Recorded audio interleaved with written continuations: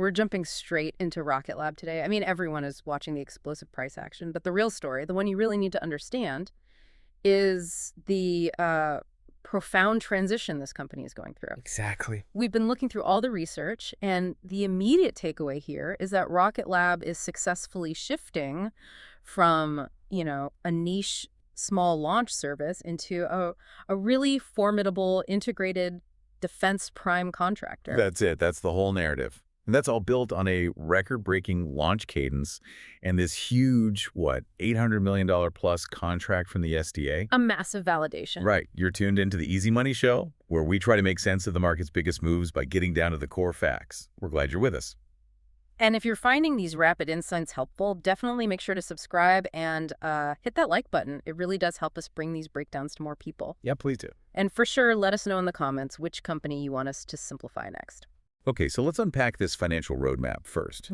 Because before we can even talk about the rockets, you have to recognize what Rocket Lab fundamentally is right now. Okay. It is a high-growth company. And that means the management team is prioritizing rapid expansion, market share, capital investment, all of that over any kind of near-term profit. So that's the baseline expectation. It's a foundational expectation you have to accept when you look at this stock. They are spending every spare dollar they make, and then some, to become a major player. And you can really see that transition in the recent numbers. I mean, the scale is happening fast. Q3 2025 revenue came in at what, $155 million? $155 million, a huge 48% jump year over year. But here's the structural shift, and this is so critical. The space systems segment is now their biggest moneymaker. That is the key takeaway. Historically, they were the Electron rocket company. That was the launch side. But now space systems, which is, satellites, components, mission operations, that brought in almost $115 million of that revenue. So it's not just about launch anymore. None at all. That shift structurally de-risks the whole business from the volatility that just comes with launch schedules.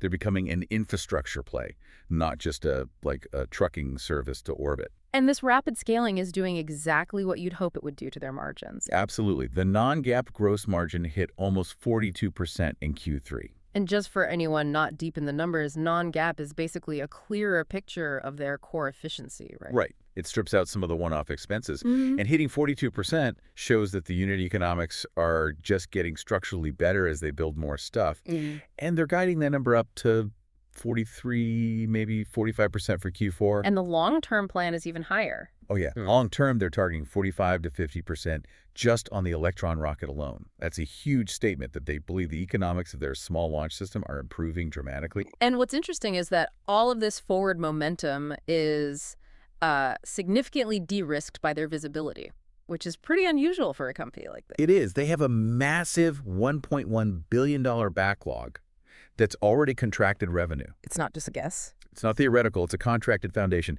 And here is the kicker for you, the learner. Over half of that, 57%, is expected to turn into actual cash revenue in the next 12 months. Wow. That strong, visible cash flow gives them the confidence, the financial confidence, to go out and spend what they need to on the Neutron rocket, which is, the key to their whole long-term plan. Okay, so the cash runway is there, but what are they actually spending it on? Why is the market so excited about this particular business model? Let's get into the competitive advantage, their high-tech moat, as people call it. Yeah, the moat is all about their unique, vertically integrated structure. They are one of the only companies out there, and certainly the only public one in the U.S. outside of the big guy, that combines launch, satellite manufacturing, and components all under one roof. So they offer a complete mission as a service. That's the term. You're not just buying a ride to space. You're buying the satellite, the launch, the parts, the operational support, everything from a single vendor. So how does that really translate into a business advantage? It creates these enormous switching costs, so especially for defense and government customers. If you've integrated your whole system, your spacecraft, your launch specs, your mission control, with Rocket Lab, it becomes incredibly expensive and time-consuming to switch. So you're basically locked in. It captures a much bigger slice of the customer's budget, and it locks them into these multi-year contracts. And this entire model was, it was completely validated by the biggest deal in their history, that U.S. Space Development Agency award, the SDA missile tracking deal. That was the moment. That's when Rocket Lab stopped being a niche launch vendor and started acting like a true defense prime contractor. The contract is just huge, up to $816 million for 18 satellites. And it's a huge signal for a few reasons. First, it confirms they can execute on these complex, high-reliability production runs. Second, it confirms their prime contractor status. Being a prime is a huge deal. Right, it means the government trusts you to lead the whole program, not just supply a part. Exactly. It's the difference between building, a bolt for an airplane and building the entire airplane yourself. And the sources we looked at, they all highlight that their operational metrics just back all this up. I mean, they did a record 21 Electron launches in fiscal year 2025. 21? With a perfect 100% success rate for the year. That's practically running a regular space bus service at this point. It's an incredible cadence. It truly is. And what defense customers value most isn't just volume. It's responsiveness. Yeah. There was a great example where they launched a U.S. Space Force mission 5 months ahead of schedule. 5 months early. That's unheard of. That kind of agility and speed is priceless for national security. It just makes them a trusted partner. So if you connect all these dots, Oh. the launch, the satellites, the prime status, the reliability, it really positions Rocket Lab as the only credible U.S. vertically integrated competitor to SpaceX in this specific defense niche. And that scarcity value commands a premium.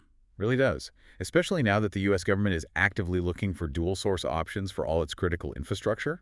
They can't rely on a single vendor. Right. That creates a strategic risk. An unacceptable one. And Rocket Lab is capitalizing on that exact strategic need. Okay, so that's the bull case, and it is extremely compelling. Integrated model, massive defense contract, scarcity value. But now let's pivot. Let's talk about the warning signs, the structural risks, because there are some serious hurdles here. For sure. And the most immediate risk is the valuation. It's really high. The company is trading at something like 48 to 50 times forward revenue. While being unprofitable. While being unprofitable and free cash flow negative. For you, the learner, that is an extraordinary hurdle. That price means the market expects Rocket Lab to execute flawlessly for years just to justify today's share price. Zero room for error. None. Zero room for error is baked into that valuation premium. And that expectation of flawless execution brings us right to the critical pressure point. The Neutron medium-lift rocket. Absolutely. The entire thesis, the whole story of moving from high growth to massive scale and profitability, it all hinges on the successful and crucially timely debut of Neutron. Right. It's their ticket to the big leagues. It's their ticket to the medium lift class where the real money is. It's currently targeted for Q1 2026. Right. The technical challenge is just immense. They're trying to build a fully reusable rocket with this unique carbon composite structure. It's a massive engineering problem to solve. And development is incredibly expensive.